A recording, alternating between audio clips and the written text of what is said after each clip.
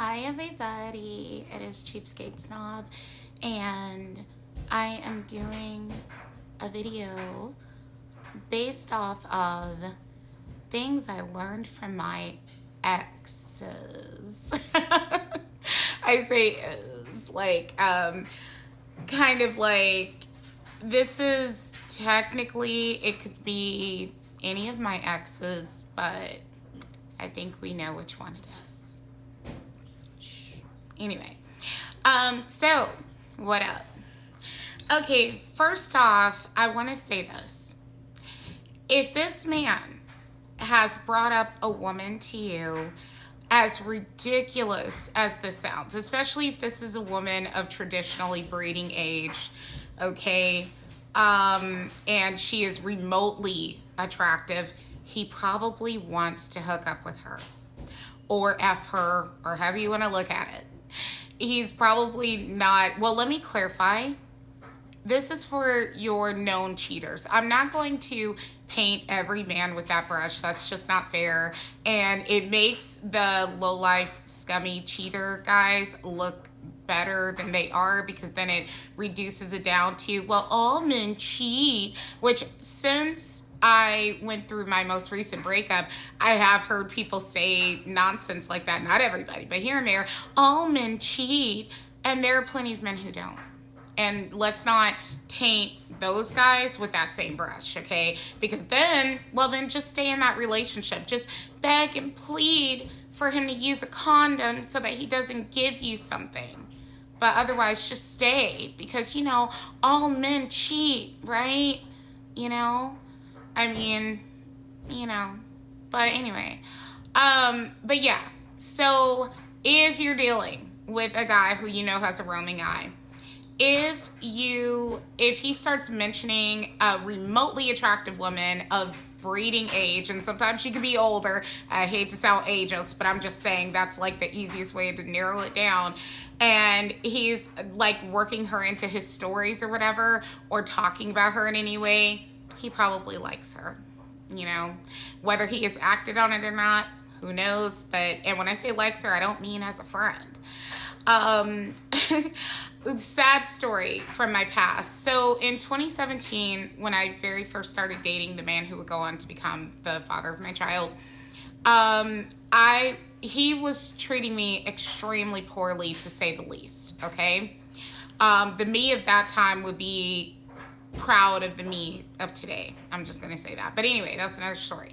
Point is that one day, now mind you, he and we'd had this like off and on thing, but it really wasn't that off, because most of the year of 2017, he and I were together and intimate with each other, okay? We never had a platonic friendship since we had been messing around with each other. So even when we would have these breakups, we would keep seeing each other as if we were still a couple, minus the benefits of being his girlfriend for me. He was getting the benefits out of me because I was being loyal to him. The most disloyal thing I did was when, again, he was not claiming me. I was single. I went on one Tinder date, never slept with the guy. The guy kissed me, okay, and he touched my thigh. That's as far as that went. Meanwhile, he did a lot more than that, and we'll just leave it at that, because this is not really supposed to be about a hit piece about him. It's more saying that it's more to like inform women. It's me with my 42-year-old ass trying to be your big sister and help guide you away from toxic situations. So what happened was, we were basically friends with benefits, but not really. It was more like I was his girlfriend, but that's what he called it, right? And one day I'm in the car with him, and he starts saying, wow, this girl, we're going to call her Abigail. He says, wow, this girl Abigail is so gorgeous. I just can't believe anybody that pretty would be friends with me. Meanwhile, I'm throwing it back to him practically every night. Yeah. And you're going to say some ignorant shit like that to me. And mind you, at the time, like, if you want to say, like, oh, well, he was just being honest. First off, not everything that's true needs to be said, but more importantly, the girl in question was a very basic looking, cute, but on the cute side of basic, but she was a basic looking woman of Caucasian heritage who tried to make it as a model and clearly didn't succeed. She was living with her parents, which, hey, I'm one to talk, but I'm also not calling myself a model either. I think she was petite and she didn't look like a traditional model for someone who is trying to make a job as a model. You don't, not every model has to be 5'10" and 125 pounds. I got it, okay? But if you don't look like that, you're probably not going to make the big bucks. I mean, I'm just saying, so I don't know. But anyway, that's neither here nor there.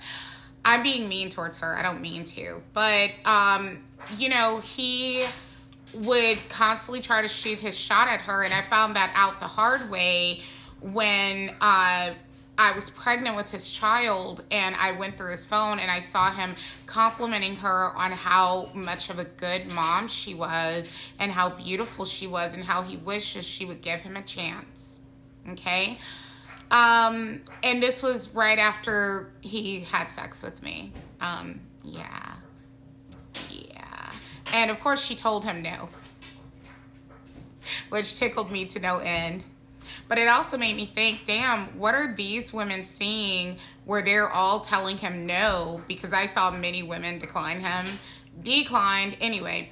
And I'm thinking, what are they seeing that I'm not seeing? And I think what it was that their level of desperation was not as bad as mine.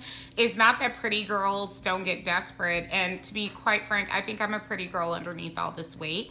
But it's not that pretty girls don't get desperate. It's that they don't get that desperate, apparently.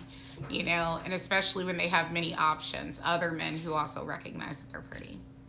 But anyway, in other news, I want to also say this. Ladies, I want to do a whole video about male and female friendships.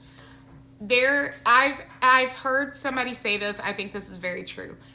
Men, in general, and I'm not saying there aren't exceptions, but in general, if they are your friend, it is a consolation prize. They want it to be your boyfriend or your lover. They did not just want to be your friend, okay? If they had not found you attractive, they probably would never have even settled for that friendship with you.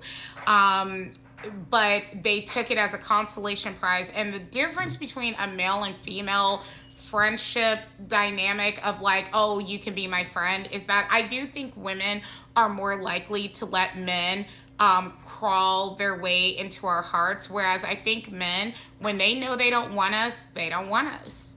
You know, they don't try to force it. They're like, well, you know, if they don't think you're pretty, they don't think you're pretty. And for most of them, that's kind of a prerequisite. You know, I'm just saying. Like they say, men know pretty quickly if they want you or not. You know, so anyway, I want to do more on this later. But thank you for watching. Take care. Bye.